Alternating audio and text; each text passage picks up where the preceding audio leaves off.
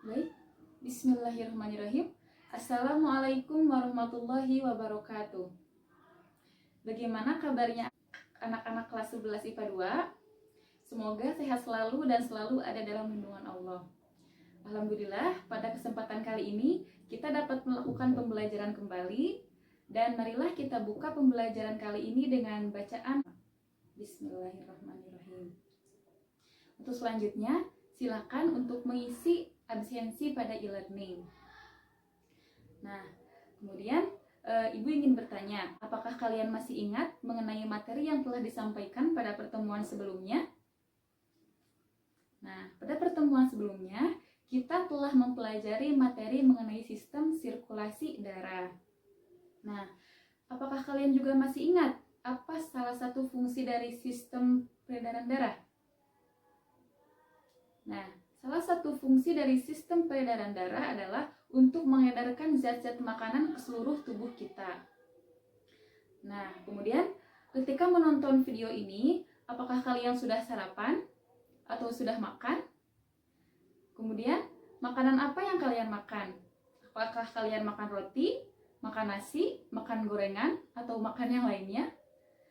Nah, kemudian apakah makanan yang kalian makan gizinya sudah seimbang? Sudah cukup untuk nutrisi bagi tubuh kalian?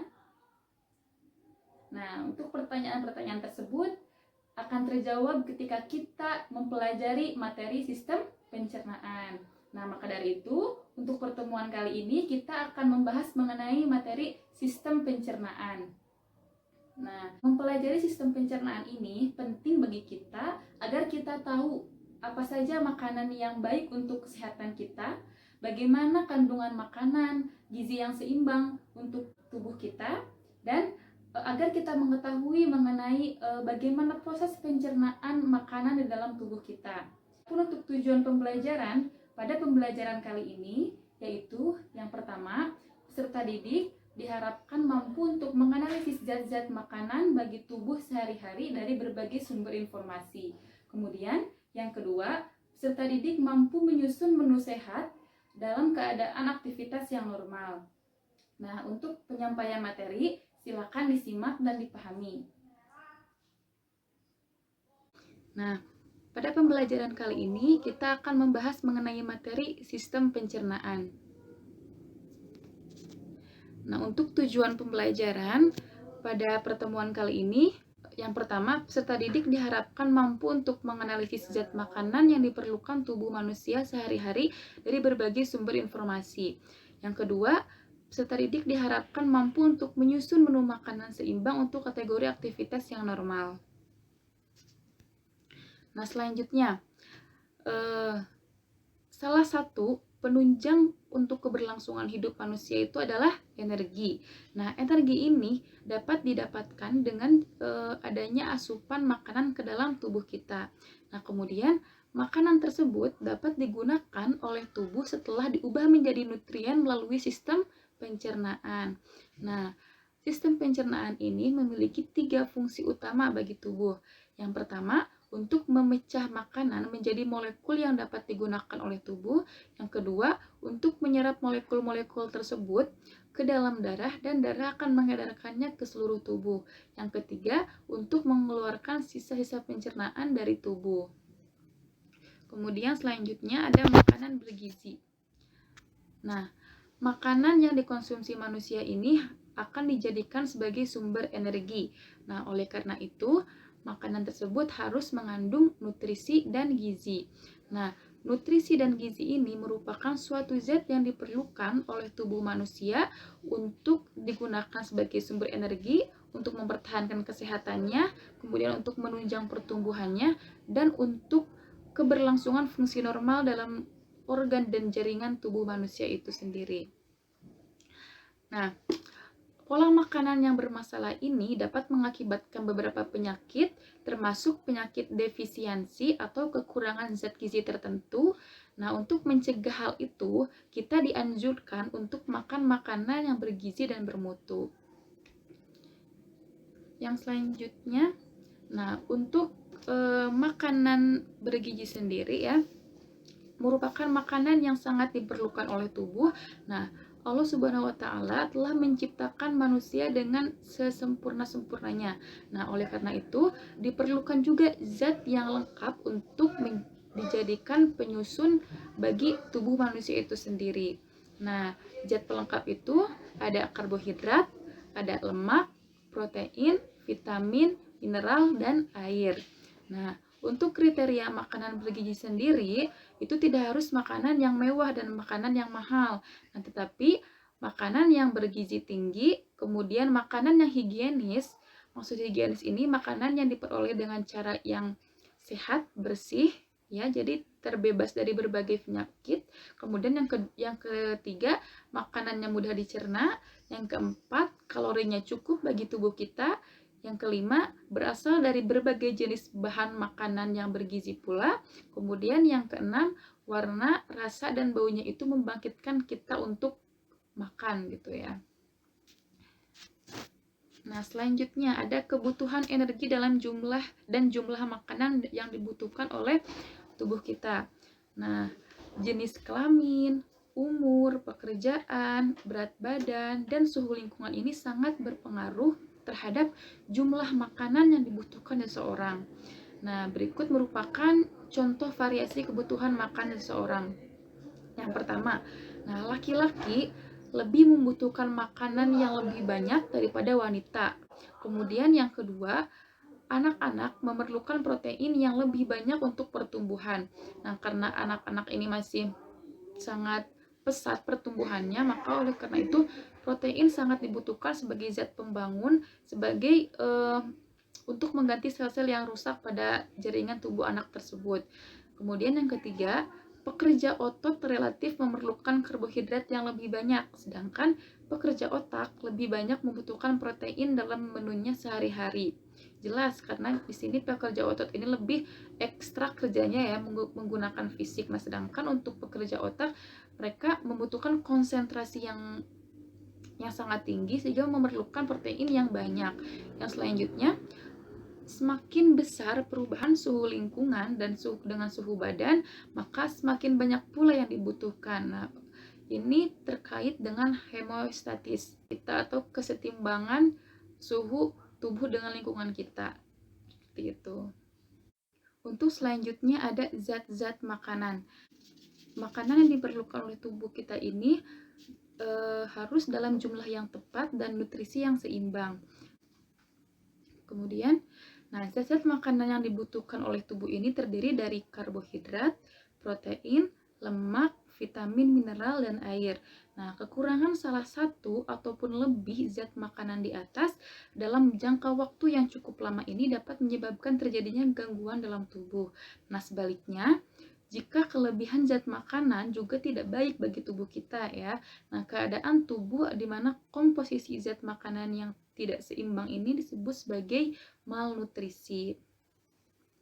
Nah, zat-zat makanan yang 6 ini ada karbohidrat, protein, lemak, vitamin, mineral, dan air terbagi menjadi dua golongan besar, yaitu ada golongan makanan makro atau disebut sebagai makronutrien, dan ada golongan makanan yang mikro atau disebut sebagai mikronutrien.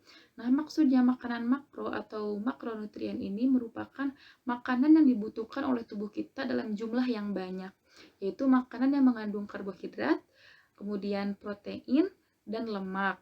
Nah, ketiga makanan tersebut dibutuhkan dalam jumlah yang banyak bagi tubuh kita. Kemudian ada makanan mikro atau mikronutrien yang dibutuhkan sedikit oleh tubuh kita, yaitu ada vitamin, mineral, dan air. Nah, selain itu, makanan yang mengandung karbohidrat, protein, dan lemak ini merupakan makanan yang mengandung nutrisi organik ya. Nah, sedangkan makanan yang mengandung vitamin, mineral, dan air merupakan makanan yang nutrisinya anorganik atau tidak mengandung organik, tidak mengandung karbon. Nah, yang selanjutnya juga untuk karbohidrat, protein, dan lemak ini harus dicerna dahulu dan harus dipecah dulu oleh tubuh, kemudian dapat diserap oleh nutrisinya oleh tubuh kita. Nah, sedangkan vitamin, mineral, dan air ini bisa langsung diserap oleh tubuh nutrisinya. Seperti itu. Baik, yang pertama itu ada karbohidrat. Nah, karbohidrat ini merupakan sumber energi utama bagi tubuh. Nah, setiap molekul karbohidrat terdiri dari karbon, hidrogen, dan oksigen. 1 gram karbohidrat itu menghasilkan sekitar 4,1 kilokalori. Nah, kemudian kalori yang dibutuhkan setiap orang ini berbeda-beda, tergantung kepada berat badan dan aktivitasnya. Banyaknya karbohidrat yang dibutuhkan oleh tubuh ini tergantung kepada zat lemak yang sudah ada di dalam tubuh tersebut. Nah, kemudian penggunaan energi sehari-hari untuk kebutuhan metabolisme rutin itu sebesar 1.500 kalori, itu untuk orang yang berat badannya 50 kg. Karbohidrat ini memiliki beberapa fungsi bagi tubuh kita. Yang pertama sebagai sumber energi bagi beberapa organ, yaitu bagi otak, bagi lensa mata, dan bagi sel saraf. Nah, hal ini sangat tergantung kepada banyaknya glukosa. Kemudian yang kedua, karbohidrat ini berfungsi dalam metabolisme, dalam keseimbangan asam dan basa, dalam pembentukan sel, jaringan, dan organ. Kemudian yang ketiga, karbohidrat ini membantu dalam proses pencernaan dalam saluran pencernaan, misalnya pada selulosa. Nah, kemudian yang selanjutnya, karbohidrat ini berfungsi dalam menyerap kalsium, misalnya laktosa. Karbohidrat juga merupakan bahan pembentuk senyawa kimia lain, misalnya pada protein dan lemak. Nah, kemudian untuk karbohidrat yang beratom C5 buah, itu merupakan komponen asam inti yang sangat berperan penting dalam proses pewarisan sifat. Nah, komponen asam inti ini merupakan asam deoksiribonukleat atau ADN atau kita sebut dengan DNA, dan asam ribonukleat atau ARN atau kita sebut dengan RNA. Nah, kemudian karbohidrat dibedakan menjadi dua, ada monosakarida, ada gula majemuk. Nah, untuk monosakarida atau gula sederhana merupakan gula yang tidak dapat dipecah menjadi dua atau beberapa bagian gula yang lebih sederhana lagi. Nah, sedangkan yang kedua ada gula majemuk. Nah, gula majemuk ini disebut sebagai gula kompleks yang merupakan gula yang dapat dipecah kembali menjadi gula tunggal atau monosakarida. Nah, gula majemuk ini dibedakan menjadi dua lagi. Ada disakarida dan ada polisakarida. Nah, ini merupakan jenis-jenis karbohidrat ya. Untuk yang monosakarida ini C6H12O6, nama gulanya ada glukosa, contohnya terdapat pada gula darah. Kemudian yang kedua ada fruktosa. Nah, fruktosa ini terdapat pada buah dan madu. Kemudian ada galaktosa. Nah, galaktosa ini terdapat pada susu. Kemudian ada sukrosa. Nah, sukrosa ini terdapat pada tebu dan bit. Kemudian ada disakarida, ya. Berarti ini termasuk ke dalam gula majemuk. Nah, disakarida ini gulanya namanya laktosa, terdapat pada susu. Kemudian ada maltosa, terdapat pada biji-bijian dan kecambah. Kemudian ada juga polisakarida. Nah, polisakarida ini nama gulanya adalah zat pati dan zat tepung. Ini terdapat pada beras dan umbi-umbian. Kemudian ada glikogen, ini terdapat pada otot dan hati atau organ di dalam tubuh kita. Nah, protein ini merupakan suatu nutrisi untuk dijadikan sebagai penghasil energi bagi tubuh kita, untuk pertumbuhan, untuk mengganti sel-sel tubuh yang telah rusak, kemudian untuk pembentukan enzim, hormon, dan juga pembentukan antibodi atau kekebalan tubuh. Nah, protein ini merupakan molekul besar terdiri dari sejumlah asam amino. Karena ketika protein atau makanan yang mengandung protein dicerna, nah selama proses pencernaan dalam tubuh kita ini, protein akan diubah dulu menjadi asam amino agar dapat diedarkan ke seluruh tubuh. Nah, sedangkan asam amino yang diperlukan untuk membentuk suatu protein ini ada 20 asam amino. Nah, diantaranya 8 asam amino harus kita dapatkan dari luar tubuh kita atau dari makanan. Ini disebut sebagai asam amino yang esensial. Nah, sedangkan yang lainnya itu dapat disenyawakan sendiri dalam tubuh kita. Ini disebut sebagai asam amino yang non-esensial. Nah, oleh karena itu, makanan yang kita makan harus mengandung protein yang esensial. Kemudian protein ini terbagi menjadi dua. Ada protein yang bersumber dari hewan atau disebut sebagai protein hewani. Ini terdapat pada daging, ikan, telur, susu, keju. Kemudian yang kedua ada protein dari tumbuhan atau protein nabati. Ini bisa didapatkan pada kacang-kacangan. kacang kedelai, kacang hijau, dan kacang-kacang yang lainnya. Nah, kacang kedelai yang dijadikan sebagai bahan baku tempe dan tahu itu merupakan sumber energi yang sangat baik. Baik, untuk selanjutnya ini ada kebutuhan protein pada manusia ya. Nah, untuk kebutuhannya berdasarkan jenis kelamin itu berbeda. Untuk pria dalam rentang usia 11 sampai 14 tahun dengan tinggi badan 158 cm itu membutuhkan protein sekitar 44 gram per harinya. Kemudian untuk pria kisaran umur 15 sampai 18 tahun dengan tinggi badan 172 cm, dia memerlukan protein sebanyak 54 gram per harinya. Kemudian untuk wanita dari rentang usia 11 sampai 14 tahun dengan tinggi badan 155 cm, mereka memerlukan protein sebanyak 44 gram per harinya. Kemudian untuk wanita dengan kisaran usia 15 sampai 18 tahun dengan tinggi badan 162 cm, mereka memerlukan kalori sebanyak 48 gram per harinya. Baik, yang selanjutnya adalah lemak. Nah, lemak ini disebut juga lipid ya. Nah, lemak ini sebagai penghasil energi yang terbesar bagi tubuh. Lemak ini tersusun dari unsur-unsur karbon, hidrogen, dan oksigen. Nah, lemak ini menyediakan energi sebesar 9,3 kalori per gram. Selain itu, lemak juga berfungsi sebagai pelarut vitamin A, D, E, dan K, dan zat lainnya. Nah, selama proses pencernaan, lemak ini akan dirubah menjadi molekul yang lebih kecil atau disebut sebagai asam lemak dan diedarkan ke seluruh tubuh. Lemak ini merupakan suatu unit penyimpanan energi yang baik. Nah, kelebihan energi dari makanan yang kita makan akan dirubah menjadi lemak dan akan disimpan di dalam tubuh kita, kemudian nanti akan digunakan pada lain waktu. Nah, berdasarkan struktur kimianya, lemak terbagi menjadi dua. Ada asam lemak jenuh, ada asam lemak yang tak jenuh. Nah, untuk asam lemak yang jenuh, dalam suhu kamar biasanya berwujud padat.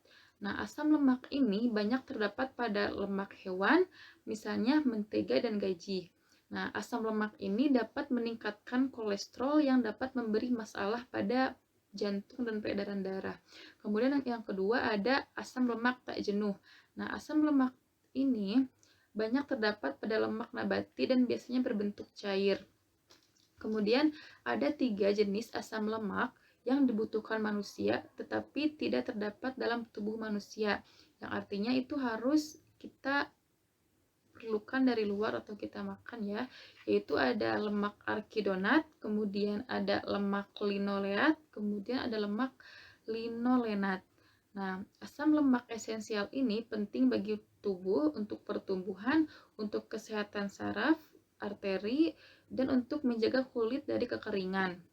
Nah, selain ketiga asam lemak yang esensial tersebut, manusia dapat memproduksi asam lemak di dalam tubuhnya sendiri, yaitu terdiri dari kolesterol, prostaglandin, dan fosfolipid. Nah, vitamin meskipun memang vitamin ini dibutuhkan dalam jumlah kecil bagi tubuh ya, karena vitamin ini tadi termasuk ke dalam mikronutrien. Nah, tetapi vitamin ini juga berfungsi untuk regulator atau pengatur. Nah, zat ini juga berperan penting dalam pertumbuhan, pemeliharaan kesehatan agar terhindar dari berbagai penyakit, kemudian dan juga untuk reproduksi. Nah, kekurangan vitamin ini dapat menderita avitaminosis. Nah, untuk vitamin sendiri terbagi menjadi dua. Ada vitamin yang larut dalam air, yaitu ada vitamin B dan C. Kemudian yang kedua ada vitamin yang larut dalam lemak, yaitu ada vitamin A, D, E, dan K. Nah, khusus untuk vitamin D, dia akan terbentuk sendiri ketika kita berada di bawah paparan sinar matahari. Karena di dalam tubuh kita terdapat provitamin D. Nah, yang selanjutnya ada jenis-jenis vitamin yang larut dalam lemak. Yang pertama ada vitamin A. Nah, vitamin A ini ada aseroftol atau antiseroftol, C20, H20, H30O. Nah, sumber dari vitamin A ini bisa didapatkan dari wortel, tomat, buah-buahan yang berwarna merah atau kuning, mentega, ikan, telur, dan susu. Nah, fungsinya untuk regenerasi kulit, kesehatan mata, pertumbuhan tulang dan gigi. Nah, untuk akibat avitaminosis itu dapat menyebabkan kulit kasar, pendarahan selaput usus, seroftalmia, atau terganggunya kelenjar air mata atau dan juga kena rabun senja atau keratomalas. Nah, yang selanjutnya ada vitamin D. Nah, vitamin D ini disebut sebagai ergosterol, kalsiferol, antirakitis, C28H44O. Nah, vitamin D ini dapat bersumber dari minyak ikan, susu, mentega, kuning telur, dan ragi. Kemudian untuk fungsinya sendiri dari vitamin D itu sebagai penyerapan kalsium dan fosfor di pencernaan. Nah, kemudian ketika kekurangan vitamin D, maka akan mengakibatkan rakitis dan osteomalasi. Nah, kemudian ada dua lagi vitamin yang larut dalam lemak. Yang ketiga ada vitamin E atau tocopherol atau antiserilitas C29H50O2. Vitamin E ini dapat bersumber dari kecambah, kuning telur, susu, lemak, daging, dan ragi. Nah, fungsinya untuk menjalankan fungsi reproduksi, membentuk DNA, RNA, dan sel darah merah. Nah, akibat kekurangan dari vitamin E ini dapat menyebabkan keguguran, mati embrio, dan kemandulan. Yang selanjutnya ada vitamin K ya, yang vitamin yang larut dalam lemak, yaitu filoquinone atau antihemoragia C31H46O2. Nah, dapat bersumber dari sayuran, bakteri, susu, dan fungsinya untuk pembentukan protombin, menjalankan fungsi hati. Nah, ketika kekurangan vitamin K, maka akan darahnya sukar membeku. Kemudian ada jenis vitamin yang larut dalam air. Nah, ada vitamin B1 atau aneuroonin, tiamin, aneurikti atau antiberiberi, ada C12, H17, ON4S. Nah, vitamin B1 ini dapat bersumber dari tempe, kecambah, kulit ari, wortel, hati, telur, susu, dan margarin. Nah, fungsinya untuk vitamin B1 ini memelihara fungsi saraf, metabolisme karbohidrat.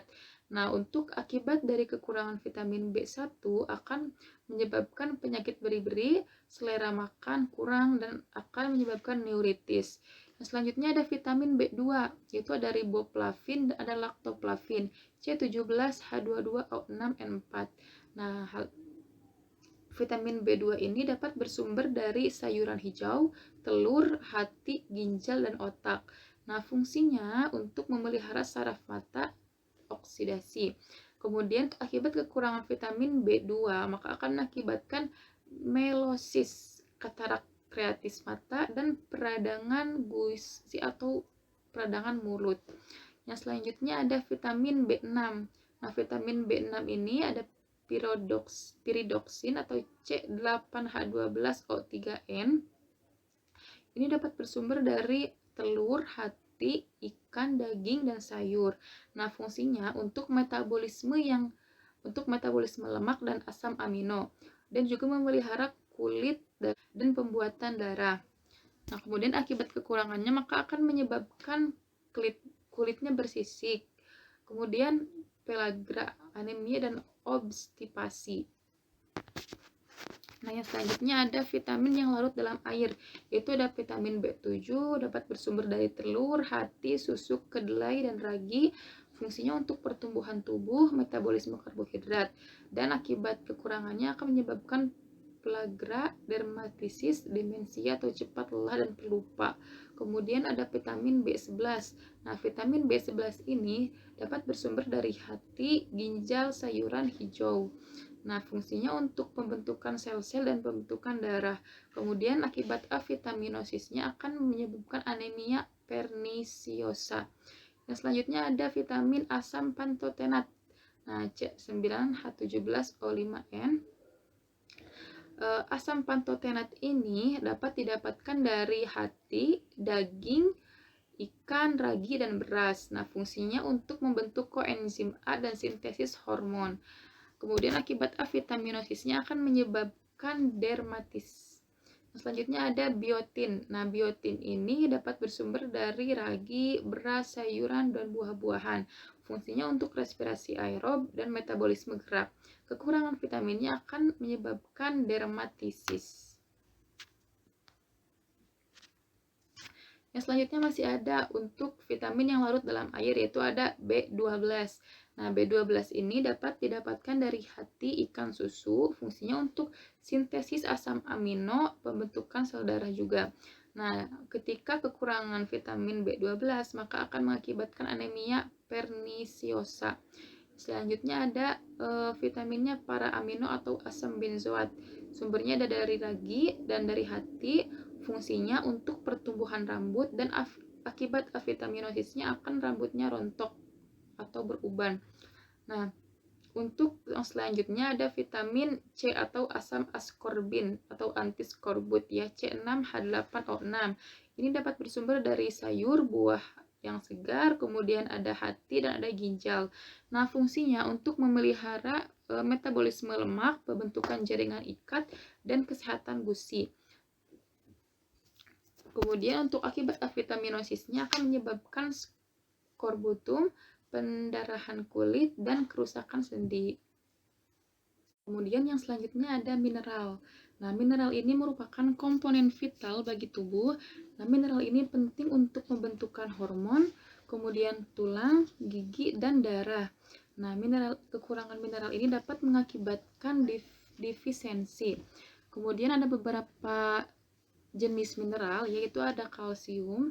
Nah, kalsium ini fungsinya untuk pembentukan tulang, pembentukan gigi, pembentukan darah, dan menjaga aktivitas saraf pada serta otot. Nah, dapat didapatkan dari sayur-sayuran, susu, kacang-kacangan, dan daging. Nah, gejala diferensiasinya itu ada rakitis, ada kejang otot, ada osteoporosis, dan ada darah sukar membeku. Kemudian ada fosfor. Nah, fosfor ini berfungsi untuk pembentukan tulang, pembentukan gigi, kontraksi otot, dan aktivitas saraf. Contoh sumbernya dari susu, tepung, kacang-kacangan, kemudian daging, sayuran, telur, dan ikan. Untuk gejala diferensiasinya yaitu lesu, tulang, dan gigi menjadi rapuh. Kemudian ada natrium. Nah, natrium ini fungsinya untuk komponen enzim, DNA, RNA, dan ATP. Nah, contohnya dapat didapatkan dari daging, garam, mentega, produk peternakan. Gejala diferensiasinya yaitu dehidrasi, kejang otot, shock, mual, dan kelelahan. Yang selanjutnya ada zat besi. Nah, zat besi ini fungsinya untuk transmisi darah dan kontraksi otot dan mengatur pH. Nah, contoh sumbernya yaitu ada daging, sayuran hijau, serealia, dan buah. Gejala diferensiasinya anemia, lesu, dan pusing. Kemudian ada iodium. Nah, iodium ini untuk pembentukan hemoglobin dari makanan laut, telur, susu, garam beriodium, dan gejala diferensiasinya gondok. Nah, selanjutnya ada kalium. Nah, kalium ini berfungsi untuk aktivitas kelenjar tiroid, mengatur detak jantung, kemudian memelihara keseimbangan air dan transmisi syaraf. Dapat didapatkan dari sayur-sayuran, buah-buahan, kecap, daging unggas. Nah, untuk gejala diferensiasinya akan ada gangguan jantung dan pernapasan serta lemahnya otot. Kemudian yang terakhir di mineral itu ada magnesium. Nah, magnesium ini berfungsi untuk pembentukan tulang, menjalankan fungsi enzim dan juga otot dan juga saraf. Nah, dapat didapatkan pada kacang-kacangan, sayuran hijau, daging, makanan laut, dan serealia. Nah, gejala diferensiasinya itu ada gangguan mental, emosi, dan otot. Nah, kemudian selanjutnya ada air. Nah, air ini sangat esensial untuk kehidupan manusia. Nah, kemudian ada fungsi air. Fungsi dari air sendiri yaitu untuk mengangkut nutrisi ke berbagai jaringan. Yang kedua, untuk mengangkut sisa-sisa metabolisme dari jaringan keluar tubuh. Yang ketiga, sebagai media berbagi reaksi kimia dalam tubuh. Nah, karena di dalam tubuh kita itu hampir 72% ya terdiri dari air, maka oleh karena itu kita sangat perlu asupan air dari luar tubuh kita untuk tetap selalu menjaga keseimbangan energi kita. Ada presentase air dalam tubuh manusia. Kemudian ada presentase air yang terdapat dalam tubuh manusia, yaitu untuk paru-paru terdapat 90% air, yaitu kemudian pada darah terdapat 82% air, pada kulit terdapat 80% air, pada otot terdapat 75% air, pada otak terdapat 70% air, dan pada tulang terdapat 22% air. Baik, nah selain dari zat-zat makanan yang memiliki nutrisi dan gizi yang tinggi bagi tubuh, nah selain itu juga ada zat berbahaya pada makanan ya. Selain dari 6 yang tadi, sekarang kita akan membahas zat yang berbahaya bagi makanan. Nah, apakah kalian pernah mendengar zat adiktif? Nah, sebenarnya zat aditif ini berguna bagi makanan untuk menjaga agar makanan tersebut awet, kemudian agar makanan tersebut aromanya lebih terasa, kemudian agar rasanya juga lebih sedap. Nah, namun ada beberapa zat aditif yang memiliki dampak buruk bagi kesehatan. Nah, beberapa penelitian para ahli membuktikan bahwa zat aditif ini dapat membahayakan kesehatan, misalnya menyebabkan kanker. Nah, zat aditif ini berupa penyedap rasa yang paling umum dijumpai berbagai jenis makanan adalah monosodium glutamat atau MSG. Nah, MSG ini diduga para ahli dapat menimbulkan berbagai macam penyakit dalam jangka waktu yang panjang. Nah, yang pertama itu ada zat pewarna. Nah, zat pewarna ini sering digunakan adalah zat turunan dari anilanin ya, yaitu ada tartazin yang berwarna kuning, kemudian ada indigo karmin yang berwarna biru, kemudian ada benzil violet yang berwarna ungu. Yang selanjutnya ada dari zat pengawet. Nah, zat pengawet itu dimaksudkan untuk memperlambat oksidasi yang dapat merusak makanan. Nah, zat-zat aditif pengawet yang biasa digunakan dalam makanan kaleng yaitu butil hidroksil toluena atau BHT ya. Dan ada natrium benzoat dan ada juga butir hidroksil amisol. Yang selanjutnya ada zat penyedap. Nah, zat penyedap ini digunakan biasanya adalah MSG atau monosodium glutamat atau natrium glutamat atau yang lebih populer dengan namanya vetsin. Nah, selanjutnya ada zat pemanis. Nah, zat pemanis sintetik ini yang umum digunakan dalam makanan, minuman, obat-obatan adalah saklarin, dulsin, dan natrium siklamat. Kemudian yang selanjutnya ada zat aromatik atau zat untuk meningkatkan keharuman makanan itu sendiri. Nah, zat aromatik ini pada umumnya bahan yang digunakan untuk membuat aroma makanan misalnya ada amil asetat yang digunakan pada pisang, kemudian ada oktil asetat yang digunakan pada jeruk, kemudian ada amil parelat atau yang digunakan pada apel, kemudian ada metil salisilat yang digunakan pada minyak ganda pura, dan ada etil butirat yang digunakan pada nanas. Baik, selanjutnya kita akan membahas mengenai Body Mass Index atau BMI. Nah, Body Mass Index atau disebut sebagai Indeks Massa Tubuh (IMT) ya, merupakan suatu cara untuk mencapai kesetimbangan energi. Nah, yang mana kesetimbangan energi ini dapat dicapai ketika jumlah energi atau jumlah makanan yang dikonsumsi dapat menghasilkan energi dalam jumlah yang sama dengan energi yang kita keluarkan. Nah, BMI ini ditentukan oleh pengukuran berat badan dan juga tinggi badan.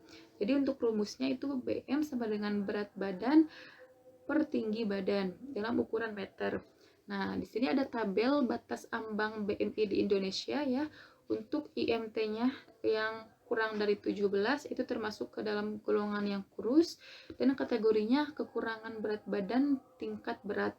Kemudian untuk IMT dari 17 sampai 18,5 itu termasuk ke kurus. Kriterianya kekurangan berat badan tingkat rendah. Nah, selanjutnya ada IMT dari kisaran 18,5 sampai 25, kelompoknya normal dan kategorinya normal. Nah, selanjutnya ada IMT 25 sampai 27 termasuk ke dalam gemuk dan kategorinya kelebihan berat badan tingkat ringan. Nah, selanjutnya IMP yang lebih dari 27 termasuk ke dalam golongan gemuk dan kategorinya kelebihan berat badan yang dengan tingkat berat. Nah, kemudian selanjutnya ada basal metabolic rate. Nah, atau disebut sebagai angka metabolisme basal atau AMB. Nah, angka metabolisme basal ini merupakan kebutuhan minimal energi untuk melakukan suatu proses tubuh yang vital. Nah, proses tubuh vital ini meliputi mempertahankan tonus otot, sistem peredaran darah, pernapasan, metabolisme sel, dan mempertahankan suhu tubuh.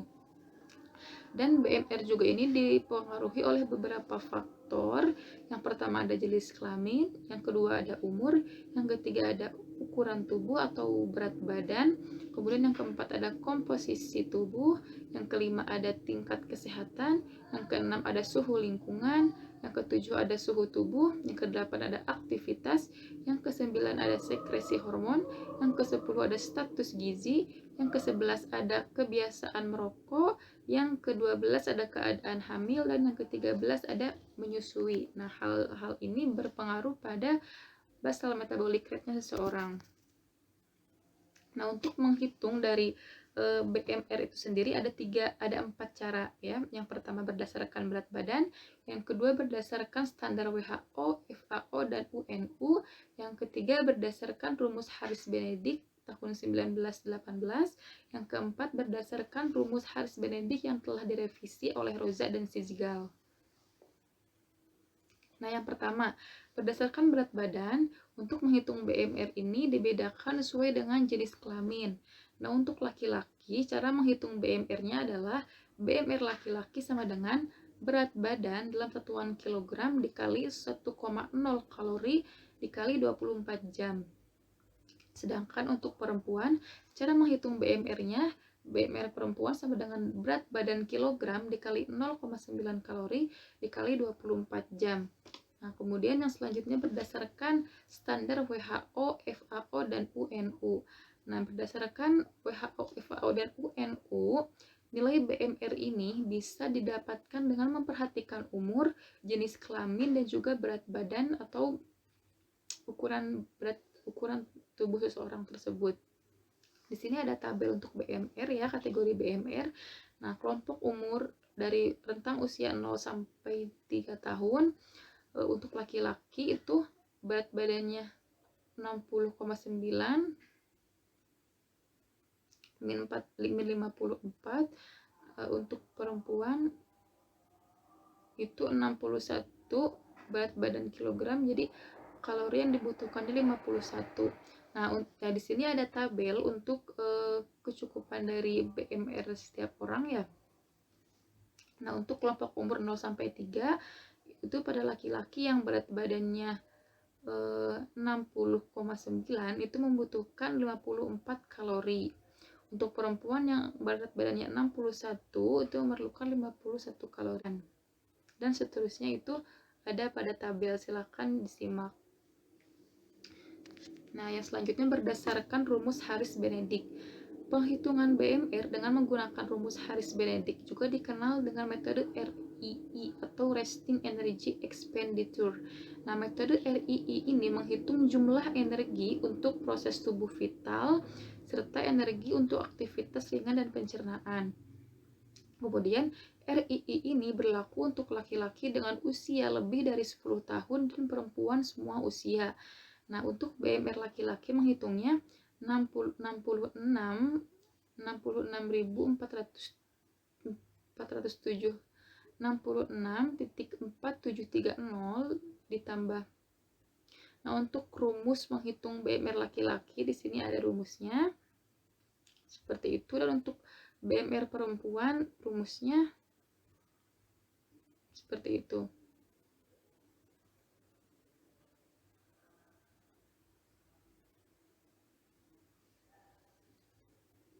Kemudian selanjutnya ada berdasarkan rumus Harris-Benedict yang telah direvisi oleh Rosa dan Siegel.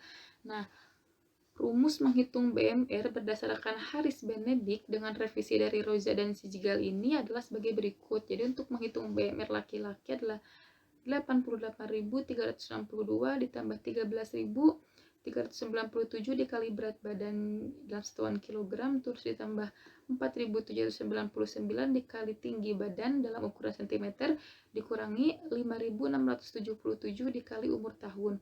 Kemudian untuk menghitung BMR perempuan, 447.593 ditambah 9.247 dikali berat badan dalam satuan kilogram, kemudian ditambah 3.098 dikali tinggi badan dalam ukuran cm, dan dikurangi 4.330 dikali umur dalam satuan tahun. Baik, yang selanjutnya ada menu sehat.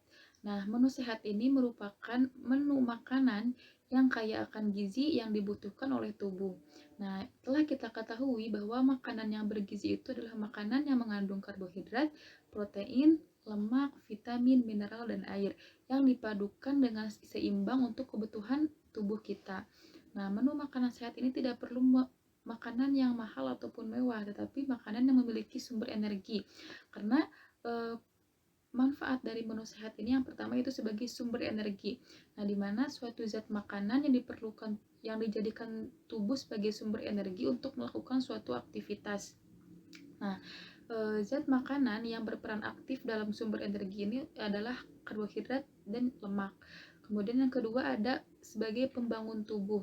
Nah, sebagai pembangun tubuh di sini, zat-zat makanan ini berfungsi untuk pembangun tubuh untuk mengganti sel-sel yang rusak pada tubuh. Contohnya ada protein dan mineral. Kemudian yang ketiga ada pelindung tubuh. Nah, maksudnya pelindung tubuh di sini untuk menjaga keseimbangan metabolisme tubuh, untuk menjaga kinerja hormon, kinerja sel saraf, dan kinerja tulang. Yaitu yang berperan dalam zat ini adalah protein, vitamin, mineral, dan air. Komposisi ataupun jenis-jenis untuk menyusun menu sehat itu ada 5, yang kita sebut sebagai 4 sehat, 5 sempurna. Yang pertama ada makanan pokok. Nah, pada makanan pokok ini biasanya makanan yang mengandung karbohidrat. Nah, dengan memakan makanan yang mengandung karbohidrat, maka tubuh kita akan mendapatkan sumber energi dari makanan pokok ini. Biasanya yang dijadikan makanan pokok itu adalah nasi, sagu, ubi, jagung, dan roti. Kemudian yang kedua ada lauk pauk. Nah, ketika kita rajin atau ketika kita rutin mengkonsumsi lauk pauk, maka protein zat pembangun bagi tubuh kita itu akan didapatkan dari lauk pauk tersebut. Nah, yang termasuk dari lauk pauk ini ada ikan, ada daging ayam, daging sapi, ada tahu, ada telur, dan ada tempe. Kemudian yang ketiga ada buah-buahan. Nah, buah-buahan ini baik dikonsumsi setiap hari karena dengan mengkonsumsi buah-buahan maka akan mendapatkan dampak positif bagi pencernaan kita juga, untuk memperlancar pencernaan dan terdapat beberapa vitamin juga dalam buah-buahan. Nah, yang termasuk buah-buahan yang bagus dikonsumsi setiap hari itu ada apel, ada pepaya, mangga, jeruk, pisang, dan lainnya. Kemudian yang keempat ada sayur-sayuran. Nah, sayur-sayuran ini mengandung zat besi, vitamin, mineral, maupun air. Nah, contoh sayur-sayuran itu ada wortel, ada kangkung, ada kentang, ada seledri, dan lain-lain. Kemudian selanjutnya kelima itu adalah susu. Nah, susu ini merupakan menu makanan sehat pelengkap dari keempat menu sehat tadi. Jadi dengan adanya minuman sehat susu ini, maka lengkaplah menu sehat menjadi 4 sehat 5 sempurna. Baik, materi pada pembelajaran kali ini telah disampaikan. Apabila ada hal-hal yang ingin kalian tanyakan, silakan boleh ditanyakan di e-learning, atau boleh langsung kepada ibu ditanyakan. Silahkan kalian simpulkan materi pada pembelajaran kali ini pada buku catatan masing-masing agar kalian lebih mudah untuk memahaminya. Kemudian, ibu akan menyimpulkan materi pada pembelajaran kali ini. Sistem pencernaan. Nah, sistem pencernaan ini memiliki 3 fungsi utama bagi tubuh. Yang pertama, untuk memecah makanan menjadi molekul yang digunakan oleh tubuh kita. Yang kedua, berfungsi untuk mengedarkan ataupun menyerap molekul-molekul tersebut oleh darah, kemudian darah menyebarkan ke seluruh tubuh. Kemudian yang ketiga, untuk mengeluarkan zat sisa-sisa pencernaan. Nah, kemudian mengenai makanan bergizi. Nah, makanan bergizi itu tidak harus makanan yang mahal, yang mewah, tetapi makanan yang memiliki gizi yang cukup bagi tubuh kita, makanan yang mudah dicerna, kemudian makanan yang mengandung cukup kalori bagi tubuh kita, kemudian makanan yang higienis. Nah, dan tidak lupa makanan yang mengandung 6 komponen bagi tubuh kita yang penting. Yang pertama ada karbohidrat. Nah, karbohidrat ini dia akan dipecah menjadi molekul sumber energi utama bagi tubuh kita. Kemudian yang kedua ada protein. Nah, protein ini berfungsi sebagai zat pembangun bagi tubuh kita dan berfungsi untuk mengganti jaringan yang rusak. Kemudian yang ketiga ada lemak. Nah, lemak ini berfungsi untuk melarutkan vitamin A, D, E, dan K dalam tubuh kita. Yang selanjutnya ada vitamin dan mineral. Nah, vitamin dan mineral ini berfungsi untuk menjaga daya tahan tubuh kita, kemudian berfungsi untuk mencegah dari berbagai penyakit. Yang selanjutnya ada air. Nah, air ini merupakan kebutuhan yang sangat esensial bagi tubuh kita, karena tubuh kita kurang lebih 70% ini terdiri atas air. Untuk selanjutnya, silahkan kalian kerjakan post-test yang telah Ibu upload di e-learning. Untuk waktu pengerjaannya, silahkan dilihat di e-learning dan mohon untuk tepat waktu mengerjakannya.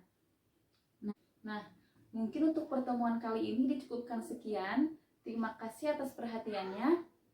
Mari kita tutup dengan bacaan hamdalah bersama-sama. Alhamdulillahirobbilalamin. Wassalamualaikum warahmatullahi wabarakatuh.